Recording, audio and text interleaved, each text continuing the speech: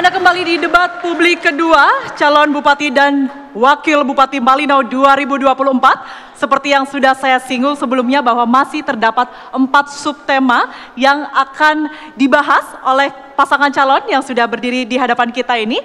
Mohon izin Bapak, kami langsung untuk Bapak calon Bupati mengambil fishbowl pertama terlebih dahulu yang kemudian ini berisikan subtema apa yang akan didalami kali ini. Baik, sudah ada 1 bola yang kemudian ini dibuka untuk melihat subtema kali ini, subtema kelima.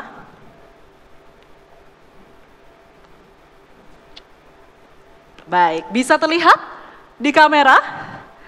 Baik, sosial, budaya, dan keagamaan. Silakan untuk kembali ke podium dan mohon izin untuk Bapak calon Wakil Bupati mengambil abjad di dalam fishbowl lainnya. Diaduk terlebih dahulu, Bapak, untuk mengambil apakah kemudian mendapatkan abjad A, B, atau C. Dan baik, abjad A yang akan kita bahas kali ini, silakan untuk kembali berada di podium. Kita akan mengambil abjad A untuk subtema sosial budaya dan keagamaan. Sudah ada di tangan saya, Bapak Ibu. Saya informasikan kembali bahwa ini masih tersegel dengan rapi. Terlihat ya? Baik. Saya akan buka. Dan kembali saya ingatkan seperti di segmen-segmen sebelumnya untuk disimak dengan baik karena pertanyaan hanya akan dibaca sebanyak 1 kali, tidak diulangi, Bapak-bapak.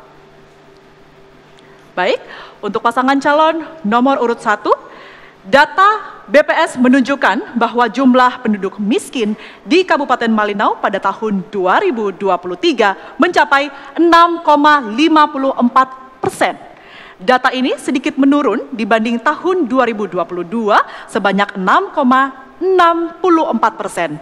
Pertanyaannya, apa saja strategi dan langkah konkret yang akan paslon ambil untuk menurunkan tingkat kemiskinan di Kabupaten Malinau secara lebih signifikan?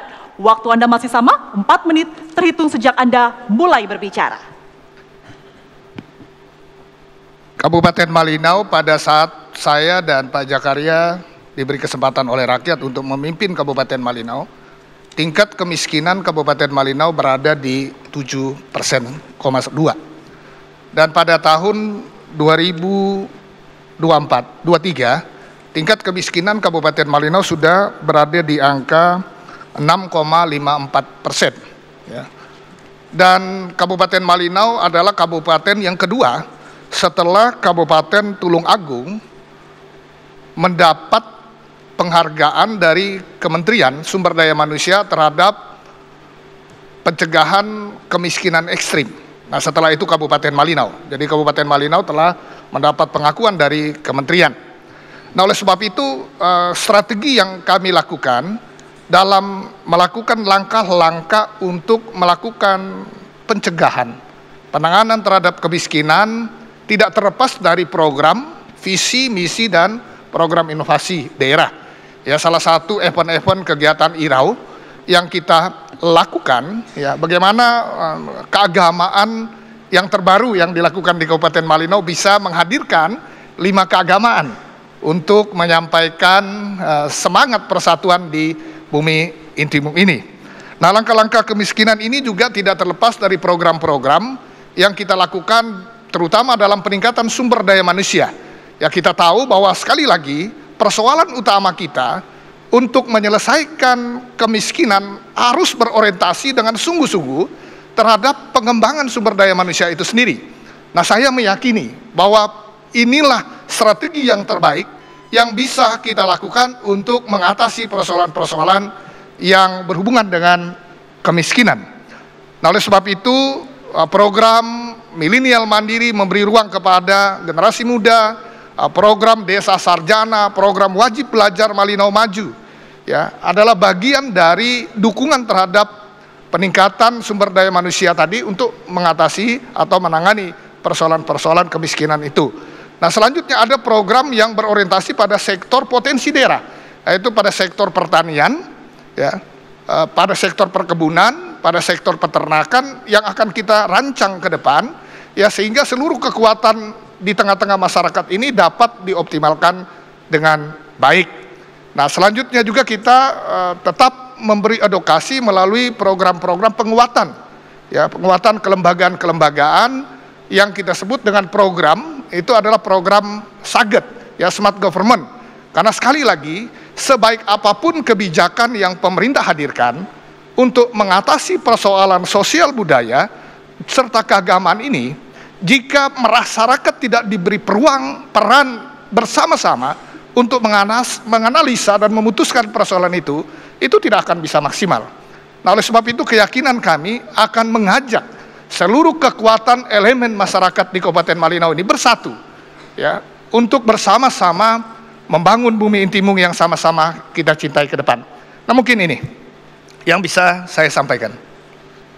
Baik, kepada masyarakat Kabupaten Malinau yang kami hormati dan kami banggakan, bahwa WMP Jakarta akan terus berkomitmen untuk menurunkan tingkat kemiskinan.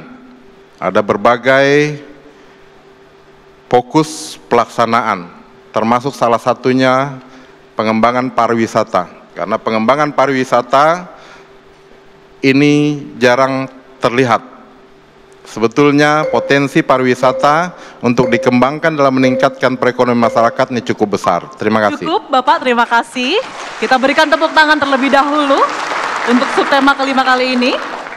Baik, kita memasuki subtema ke-6. Bapak mohon izin untuk Bapak calon wakil bupati mengambil terlebih dahulu untuk saat ini subtema pada fishbowl pertama.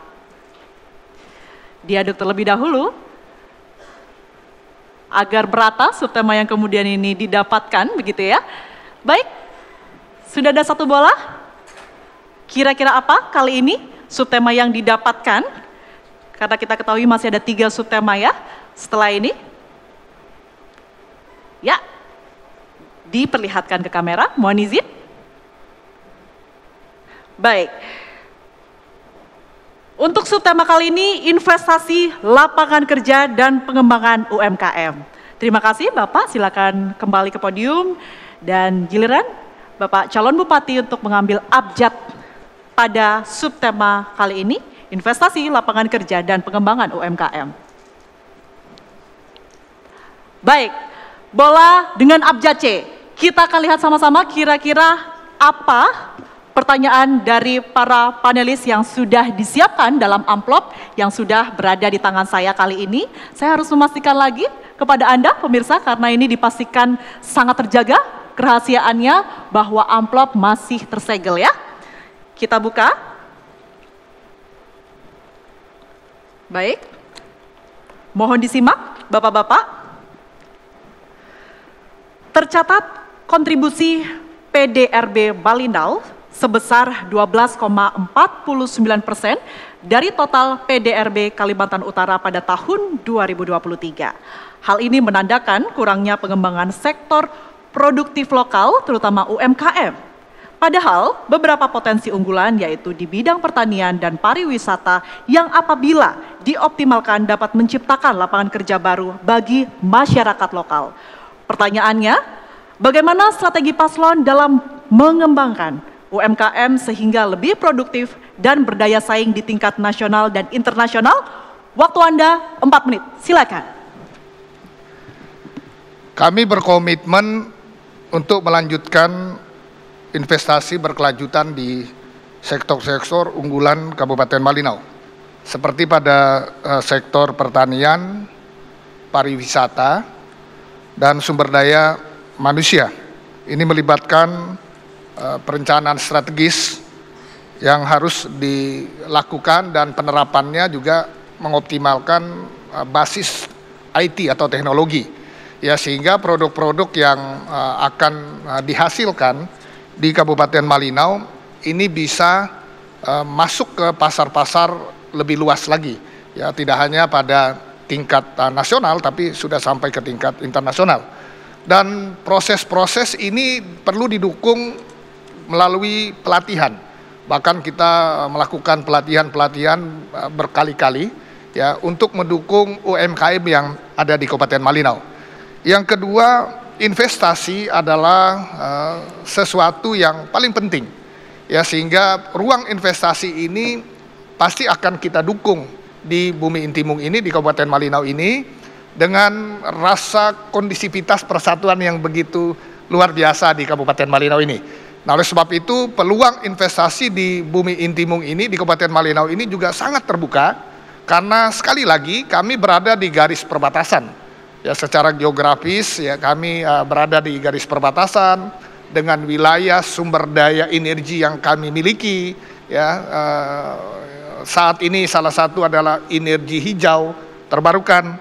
Dengan peluang-peluang inilah kita akan terus berkelanjutan untuk melakukan terobosan-terobosan pada sektor-sektor ekonomi ini ya, investasi maupun lapangan pekerjaan di Kabupaten Malinau. Ya, ini saya perlu tambahkan.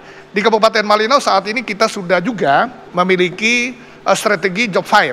Jadi di mana kita bekerja sama dengan semua perusahaan yang ada di Kabupaten Malinau untuk memberi kontribusi keterbukaan terhadap peluang-peluang lapangan pekerjaan yang ada di Kabupaten Malinau. Jadi tidak hanya datang investasi di Bumi Intimung ini, Bumi Kabupaten Malinau ini, tapi juga memberi peluang-peluang terhadap lapangan pekerjaan ya, yang ada di semua investasi yang ada di Kabupaten Malinau. Nah, kita sebut dengan program Job Fair yang kita sudah lakukan, dan itu akan kita lanjutkan lagi, kita tingkatkan lagi melalui kerja sama ya pada sektor-sektor swasta yang ada di Kabupaten Malinau.